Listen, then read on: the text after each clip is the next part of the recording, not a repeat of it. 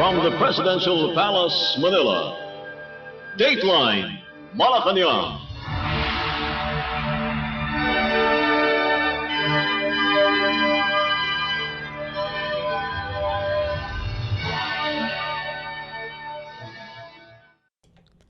Good day. This is Dateline Malacañang, and here are the news. Philippine President Ferdinand R. Marcos Jr. and Indonesian President Joko Widodo on Wednesday witnessed the exchange of Memorandum of Understanding or MOU on energy cooperation between the Department of Energy or DOE and Indonesia's Ministry of Energy and Natural Resources in a ceremony at the President's Hall of Malacañang Palace in Manila. In a joint statement delivered after the MOU signing and his productive bilateral meeting with Widodo, the Philippine President welcomed the two nations' bid to strengthen their cooperation on the energy sector. Under the MOU, both the Philippines and Indonesia agreed to manage the cooperation in their respective business sectors in connection to energy, particularly in times of critical supply constraints in energy commodities such as coal and liquefied natural gas or LNG. The chief executive added that he and the Indonesian president had also instructed their respective concerned agencies to expedite the signing of relevant MOUs that will help unlock the economic potential of the Bangsamoro Autonomous Region in Muslim Mindanao to spur growth in the region. President Marcos said now that the Philippines and Indonesia will be celebrating its 75th anniversary of diplomatic relations this October, communication with Widodo has become normal towards the deepening and strengthening of Philippines-Indonesia relations.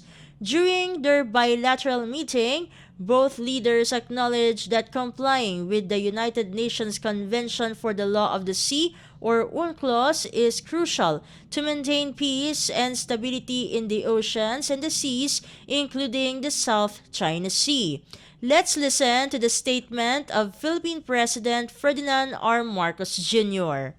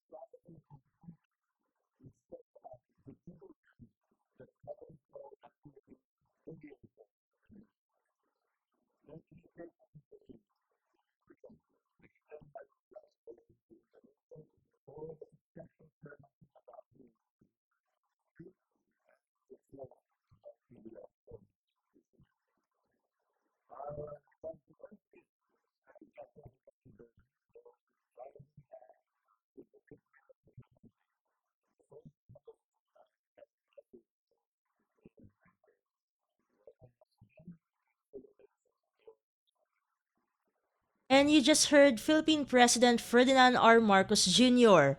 Meanwhile, Widodo said he and Marcos also agreed to strengthen the two countries' border and trade cooperation. The Indonesian president also said that both leaders emphasized the need to strengthen the association of Southeast Asian nations or ASEAN unity and centrality, as well as to uphold the principles of international law and become a positive force for peace, sustainability, and prosperity. Let us now listen to the statement of Indonesian President Joko Widodo.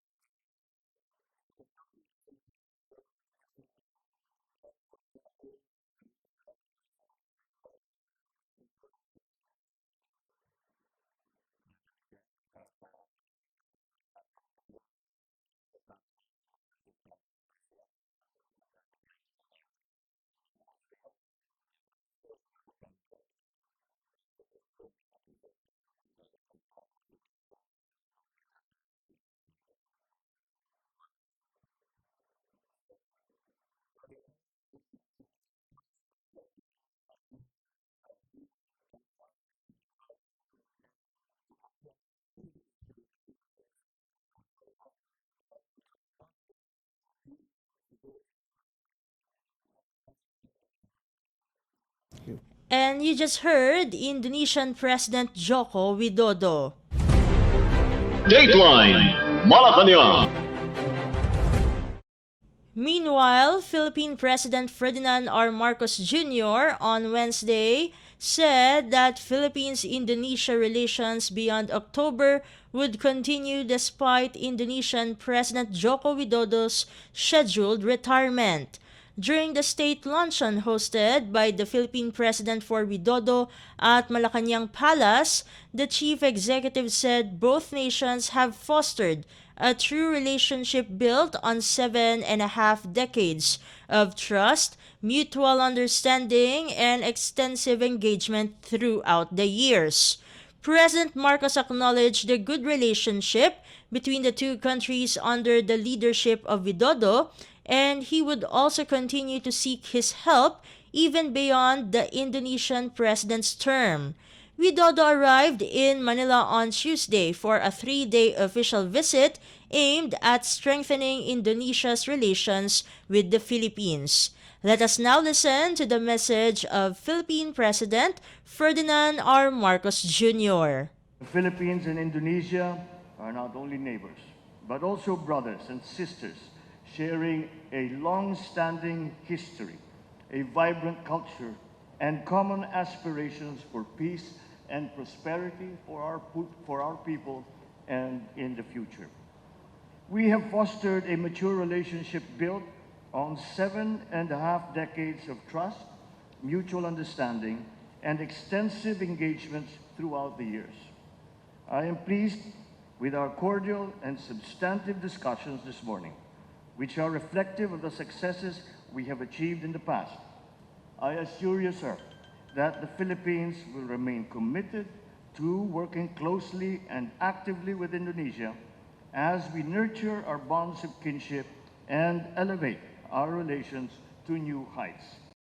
And you just heard Philippine President Ferdinand R. Marcos Jr. Dateline Malacañang. Philippine President Ferdinand R. Marcos Jr. is hoping clemency will be given at the appropriate time to Mary Jane Veloso as he relays the progress on the case filed against her recruiters in the Philippines.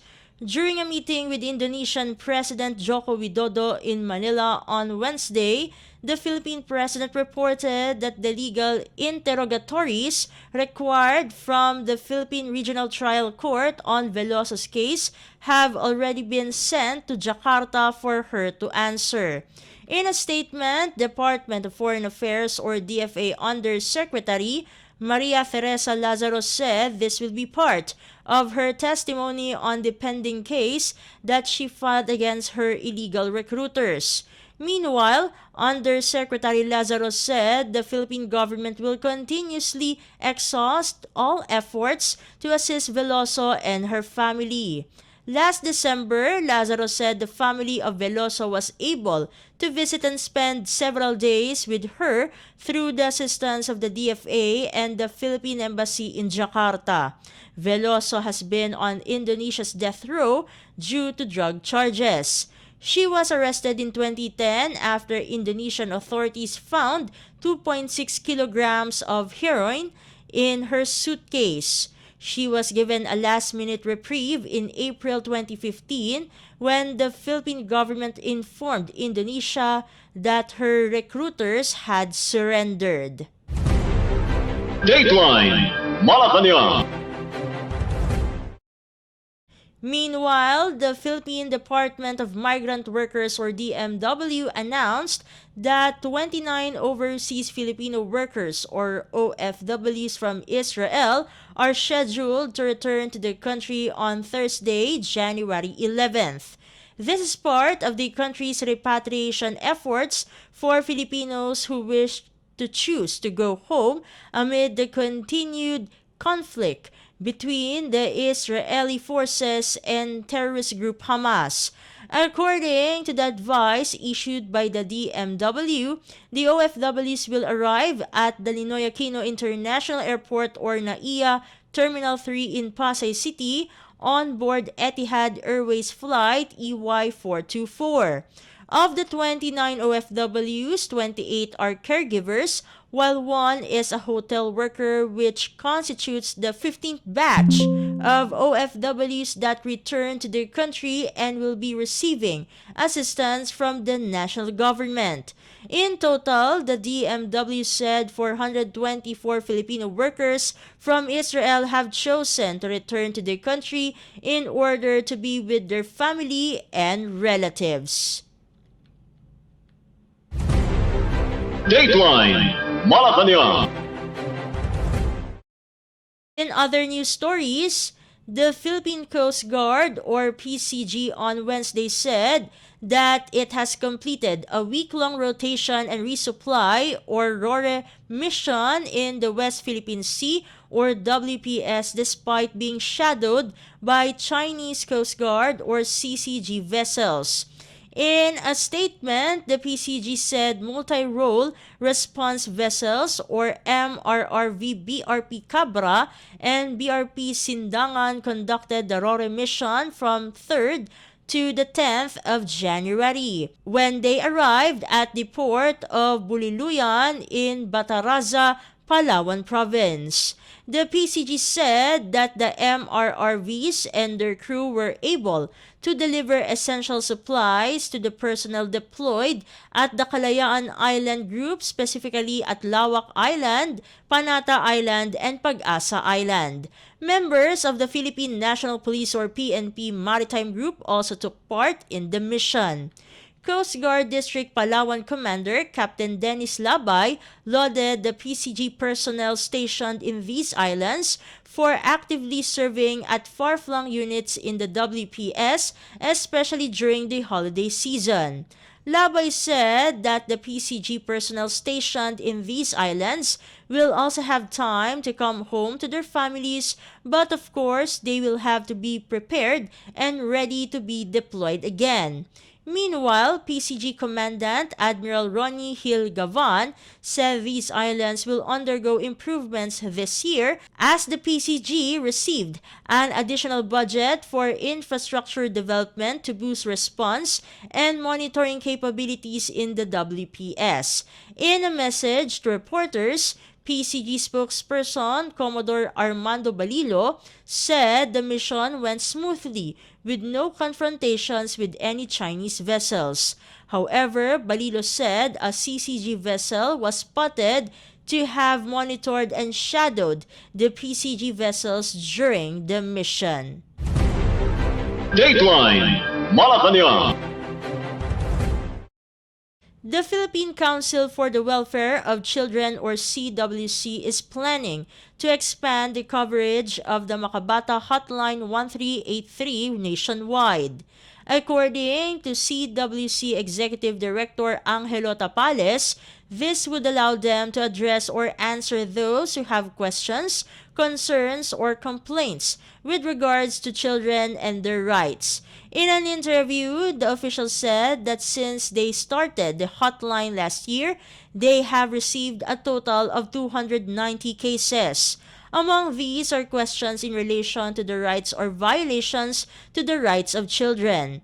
Most of the calls they received, Tapales said, involve physical, sexual, and psychological abuse on women or young women, adding that most callers are from Metro Manila, Region 3, and Region 4. Tapales said that this is the reason the CWC is in the process of entering into a Memorandum of Understanding, or MOU, with local government units, or LGUs, in the National Capital Region, or NCR, while they are planning to expand the coverage of the Makabata Hotline to different parts of the country. Dateline Malacañang. The Philippine Department of the Interior and Local Government, or DILG, on Wednesday said that the national government will embark in a massive in-city housing for poor families in the National Capital Region, or NCR. DILG Secretary Benjamin Abalos Jr. said Metro Manila mayors were ordered to conduct an inventory of informal settler families or ISFs and government-owned open spaces in their respective areas, which will be used as temporary relocation areas while the construction of buildings for mass housing are being completed. In a press briefing at the Metropolitan Manila Development Authority or MMDA office in Pasig City, Abalos said that this is the administration's efforts to ensure that the ISF families will not be displaced. Meanwhile, Department of Human Settlements and Urban Development or DHSUD Secretary Jose Rizalino Acuzar disclosed that there are around 170,000 units or 55 projects in different locations in Metro Manila that are currently in construction. Acuzar said the mass housing is designed to address the need for decent housing and to build on the potential impact of a robust sector on the growing economy. He explained that the ISFs will be housed at government staging areas or temporary relocation areas for at least 1 to 2 years, while the housing projects are under construction and shall be permanently transferred to their new housing area once completed.